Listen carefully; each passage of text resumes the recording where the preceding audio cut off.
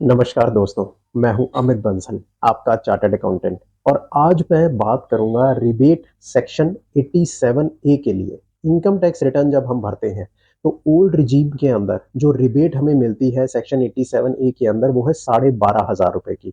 और इसी रिबेट की वजह से हम ये कह सकते हैं कि अगर आपकी इनकम 5 लाख तक है तो आपको कोई टैक्स पे नहीं करना पड़ेगा।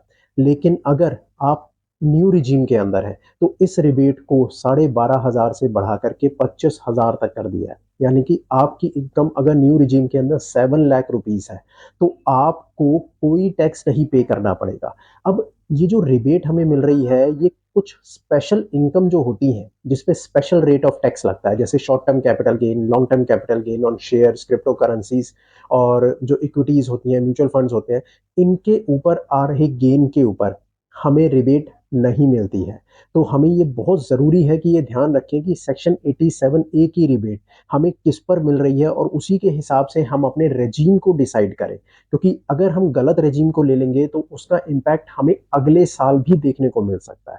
फिर भी मैं एक टिप्स इसके अंदर ऐड कर सकता हूँ कि अगर आपकी ओवरऑल इनकम 5 लाख तक बन रही है तो आप ओल्ड रिजीम में रहें। अगर इनकम आपकी 7 लाख तक बन रही है तो न्यू रिजीम में रहें। और अगर आपके पास कुछ स्पेशल रेट की इनकम है तो उसको एक बार टैक्स करें कि क्या उसका बेनिफिट हम एग्जेम्पशन लिमिट जो 2.5 लाख तक होता है उसमें हमें मिलने को तैयार है, वो अगर फिर तो ठीक है। अगर वो हमें नहीं मिल रहा है तो हम अपना न्यू रिजीम को सिलेक्ट करके जो भी 7 लाख तक की हमारी इनकम आ रही है उसको हम अपना टैक्स फ्री बना लें। ठीक है दोस्तों, ये सेक्शन 87 ए को समझना बहुत जरूरी है अपनी टैक्स प्लानिंग के लिए। थैंक यू दोस्तों।